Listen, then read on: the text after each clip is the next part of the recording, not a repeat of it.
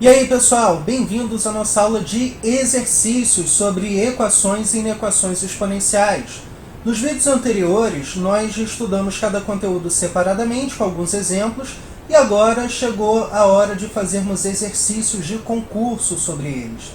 O primeiro exercício caiu na prova da AFA de 94, e se vocês assistiram o nosso vídeo sobre inequações, vão lembrar que ele estava presente nos exemplos que eu dei.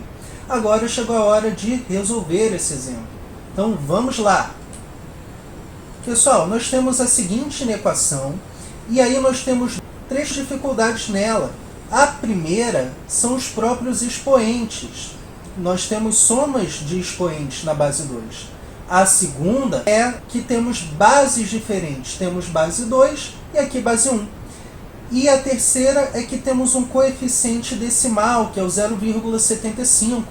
Então, vamos atacar essas dificuldades uma de cada vez. A primeira que a gente vai atacar será o coeficiente decimal. Nós vamos transformá-lo para a forma de fração. Então, o 0,75 na forma de fração será escrito como 3/4. Reparem que essa foi a única mudança que eu fiz até aqui. A segunda dificuldade que a gente vai atacar agora é exatamente a questão da soma de expoentes. Para isso, nós vamos separar esta soma de expoentes como produto de bases iguais, como fizemos no vídeo anterior. Então, reparem que 2 elevado a 2x mais 2 foi separado em 2 elevado a 2x vezes 2 elevado a 2. Da mesma forma, 2 elevado a x mais 2 foi separado em 2 elevado a x vezes 2 elevado a 2. Estes termos 2 elevado a 2 já serão transformados em 4 e a gente vai ver que isso vai ajudar a gente a simplificar ainda mais a inequação. Então, próximo passo. Escrevemos esses 2 elevado a 2 como 4. Reparem que esse 4 já poderá cancelar com este 4 no denominador. Bom, agora nós temos esta inequação, e aqui eu já vou passar esse 1 para o primeiro membro. Agora nós teremos a seguinte expressão. Bom, reparem que esse 1 que estava no segundo membro veio parar no primeiro membro. E aqui é hora de simplificar. Nós temos esse 4 que pode ser simplificado, que pode ser cancelado com esse denominador, já que todas as operações aqui são de produto. Então, vamos cancelar, cortando o 4 de cima com o 4 de baixo. Nós temos uma inequação já bastante simplificada. 4 vezes 2 elevado a 2x, menos 3 vezes 2 elevado a x, menos 1 menor do que 0. Agora, pessoal, vamos utilizar o recurso do vídeo anterior, que é o nosso 2 elevado a x igual a y. Vamos fazer essa substituição, que é super importante. Bom, como explicado também nos exemplos anteriores, 2 elevado a 2x vai virar y ao quadrado. 2 elevado a x vira y, e agora nós temos uma inequação quadrática. Já nos livramos do expoente, estamos trabalhando agora somente com as bases, então agora deixou de ser um exercício de inequação exponencial para virar um exercício de inequação quadrática, inequação do segundo grau. Então vamos continuar. Nesta inequação, para fazer o estudo do sinal, nós vamos precisar achar as raízes e vamos identificar os coeficientes. A igual a 4, B igual a menos 3, C igual a menos 1. Agora, calculando o delta, B ao quadrado menos 4AC, nós temos menos 3 ao quadrado, menos 4 vezes 4, que é o A, vezes C, que é menos 1. Fazendo esse cálculo, nós vamos ter delta igual a 9, mais 16, que é 25. Agora, vamos substituir na expressão da fórmula e vamos ter a seguinte expressão. Lembrando que o B vale menos 3, o delta já vale 25 e o A vale 4. Então, nós vamos ter menos menos 3, 3. Mais ou menos raiz de 25 significa mais ou menos 5 sobre 2 vezes 4, 8. Isso nos dá duas raízes. A primeira será dada por 3 mais 5 sobre 8, que é igual a 8 sobre 8, que é igual a 1. E a segunda, que é dada por 3 menos 5 sobre 8, que é igual a menos 2 sobre 8, simplificando, é igual a menos 1 quarto. Então, nossas raízes são 1 e menos 1 quarto. Vamos lembrar que a nossa parábola terá concavidade para cima, já que o a é igual a 4. Vamos marcar nossas raízes, menos 1 quarto e 1, e agora estudar o sinal delas. Antes de menos 1 quarto, a parábola está acima do eixo x, portanto, o nosso sinal é de positivo. Entre menos 1 quarto e 1, o trecho da parábola está abaixo do eixo x, portanto, temos um sinal negativo. E depois do 1, a parábola volta a ficar acima do eixo x, e aí o nosso sinal é positivo. Pessoal, reparem que a nossa inequação era algo menor do que zero. Nós queríamos achar 4y ao quadrado menos 3y menos 1 menor do que zero. Então, estamos de olho nos valores negativos. Portanto, nosso conjunto de solução será y pertencente a R, tal que o y está entre menos 1 quarto e 1, que é onde está localizado nossos valores negativos, ok? Agora, seguindo um pouco, pessoal, esse é o nosso conjunto de solução em y, mas y é a nossa variável auxiliar. Precisamos voltar para o x, desfazendo aquela substituição anterior. Então, vamos pegar o intervalo solução e no lugar de y, voltamos a colocar 2 elevado a x. E agora está na variável principal. Eu preciso continuar solucionando para achar os valores de x. Essa inequação dupla, para que seja resolvida, a gente vai desmembrá-la em duas inequações simples, da seguinte forma. Menos 1 quarto menor que 2 elevado a x, 2 elevado a x menor do que 1. Nós vamos resolvê-las separadamente. Para a primeira inequação, menos 1 quarto menor que 2 elevado a x, nós estamos afirmando que um número negativo é menor do que 2 elevado a x. E isso é verdade, pessoal, para todo x real. Não importa quem seja o x, 2 elevado a x será um valor positivo, portanto, maior do que menos 1 quarto. Agora, na segunda inequação, 2 elevado a x menor do que 1, esse 1 pode ser escrito como 2 elevado a zero, o que nos dá imediatamente x menor do que zero. Então, voltando aqui para o nosso enunciado, muito cuidado aí na hora de marcar as alternativas, ok? Porque se você não voltar para a variável principal, se você continuar na variável auxiliar, você pode acabar marcando erradamente a letra D. Então, muito cuidado com isso. Então, vamos lá marcar a alternativa correta, letra C. E aí, resposta certa. Muito bem. Vamos agora para a segunda questão. Segunda questão. Essa segunda questão caiu na SpaceX em 2018. E aqui nós temos o seguinte enunciado. Considere a função f de R em R, ou seja, domínio e contradomínio reais, definida por f de x igual a raiz de 3 elevado a 4 mais 2 seno de 3x. E a função g, também com domínio e contradomínio reais, definida por g de x igual a raiz de 3 sobre 3 elevado a 1 mais 3 cosseno de 2x. O produto entre o valor mínimo de f e o valor máximo de g é igual a quanto? Pessoal, parece que é uma questão muito complicada pelo fato de você ter uma função exponencial e dentro desse expoente você ainda tem funções trigonométricas. Mas não supervalorizem a expressão, cuidado com isso. Não é porque a expressão é aparentemente complicada que a questão vai ter muita conta ou que vai ser uma questão difícil. Reparem que estamos procurando os valores mínimo de f e máximo de g. Então vamos trabalhar em cima disso. Considerando primeiro a função f, reparem que o nosso expoente envolve uma expressão trigonométrica. E aí, como a gente vai achar o maior valor possível desta função? Bom, A minha base é raiz de 3, é uma base maior do que 1. Portanto, quanto maior o meu expoente, maior será o valor da minha função. Mas eu estou de olho não no valor máximo de f, eu estou de olho no valor mínimo. Tudo bem, basta que o meu expoente seja o menor possível. Mas qual é o menor valor desta expressão?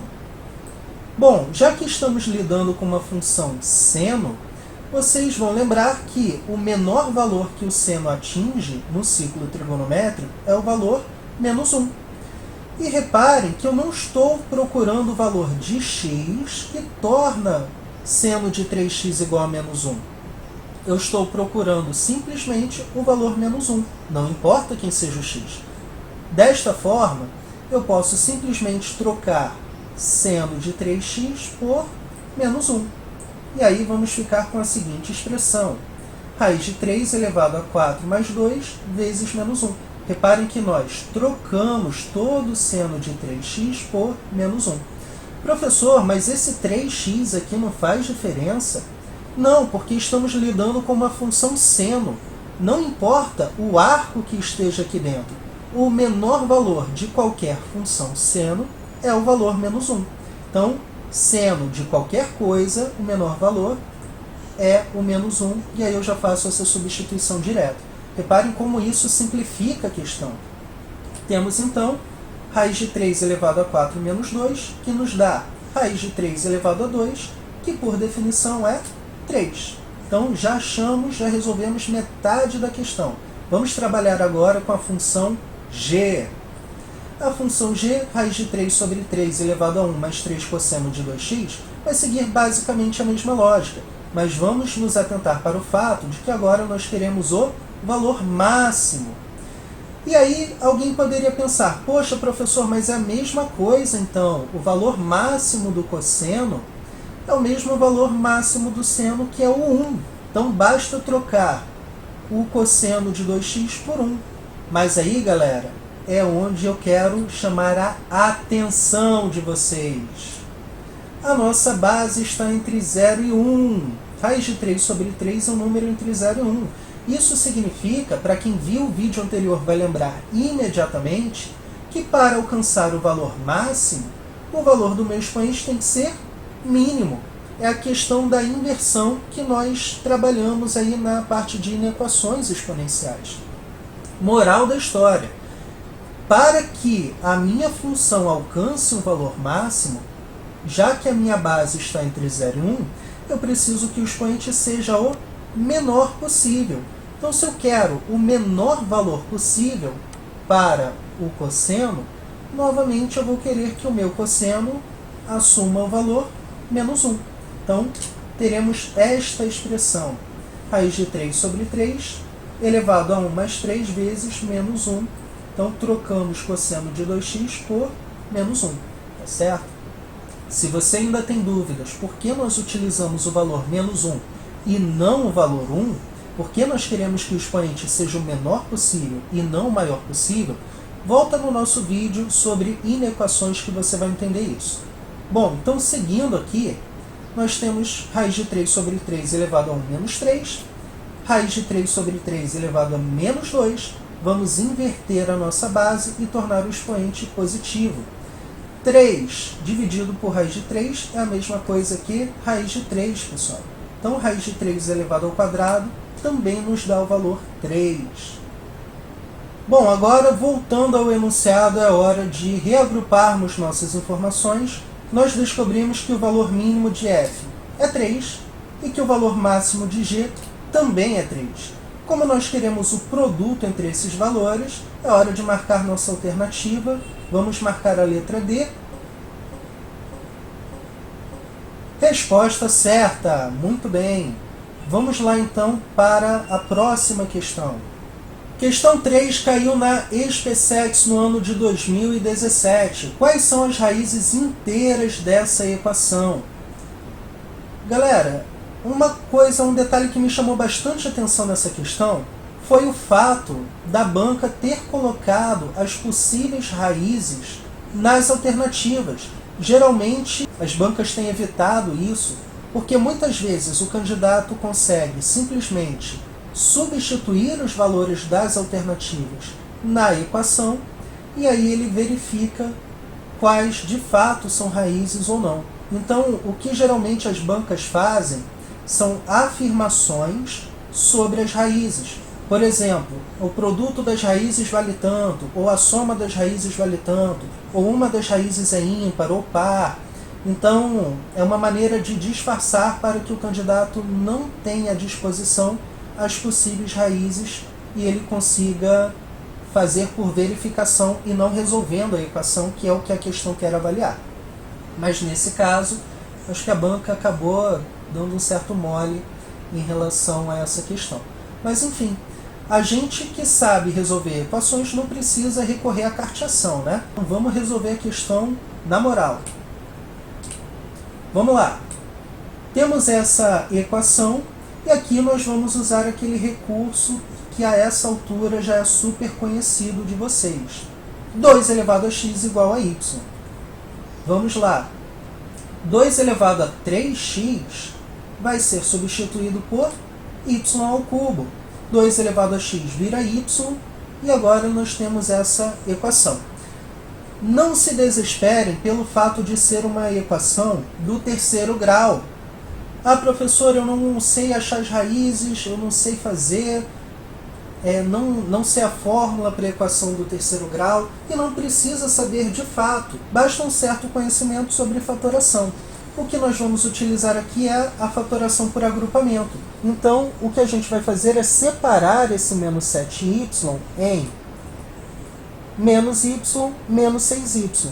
E por que separar dessa forma? Bom, para começo de conversa, agora eu tenho 4 termos, posso fazer um agrupamento. Mas como eu sei que o 7 deveria ser separado em menos 1 e menos 6, e não em menos 2 e menos 5, por exemplo? Bom, isso acontece porque nós temos um coeficiente 6 aqui. Então, eu já sei que um dos meus termos, para agrupar com esse 6, necessitaria também de ser um 6. Aí vem a ideia de quebrar em menos 6, já que um teria que ser 6, o outro teria que ser menos 1 para que a soma fosse menos 7. Então agora, vamos fatorar por agrupamento. Reparem que eu posso colocar nos 2 primeiros termos o y em evidência e nos 2 últimos o menos 6. Exatamente isso que nós fazemos. Com o y em evidência, quem fica dentro do parênteses, y ao quadrado menos 1. Lembrem-se que para saber quem fica dentro dos parênteses, basta pegarmos cada parcela e dividirmos pelo termo colocado em evidência, ok? Se você já fatorou e quer ver se a sua fatoração está correta, basta aplicar a distributiva, você tem que voltar para a expressão anterior, ok? Aqui, para prosseguir com essa fatoração, nós vamos reparar que esse y ao quadrado menos 1 é uma diferença de quadrados. Então nós podemos fatorá-lo, podemos abri-lo ainda mais em y menos 1 vezes y mais 1. O restante da expressão eu repito, e agora eu passo a ter um termo comum que é o y menos 1. E ele será colocado em evidência, completando assim o nosso agrupamento. Bom, vamos colocar agora o y menos 1 em evidência. E aqui nós temos y menos 1 que multiplica y vezes y mais 1 menos 6 igual a 0. Professor, não entendi, o que você fez? Bom, nós colocamos aqui o y menos 1 em evidência, porque ele é o termo comum. E agora eu quero saber quem vai ficar dentro dos parênteses. Bom, quando eu pego toda essa expressão, que é a primeira parcela, e divido por y menos 1, eu vou cancelar esse y menos 1. Então, quem vai para dentro dos parênteses são o y e o y mais 1. Da mesma forma, quando eu pego todo esse termo, que é a segunda parcela, e divido por y menos 1, cancela este termo, e aí quem vai para dentro dos parênteses será o menos 6. Ok? Agora a minha expressão está fatorada, nós temos um produto, isso significa que, como o resultado desse produto é zero, um dos fatores tem que ser zero. Isso nos dá y menos 1 igual a zero, mas também nos dá o segundo fator igual a zero. Bom, se y menos 1 é igual a zero, então nosso y vale 1. Já é uma das raízes. A segunda expressão, multiplicando aqui, utilizando a distributiva, nós temos agora uma equação do segundo grau.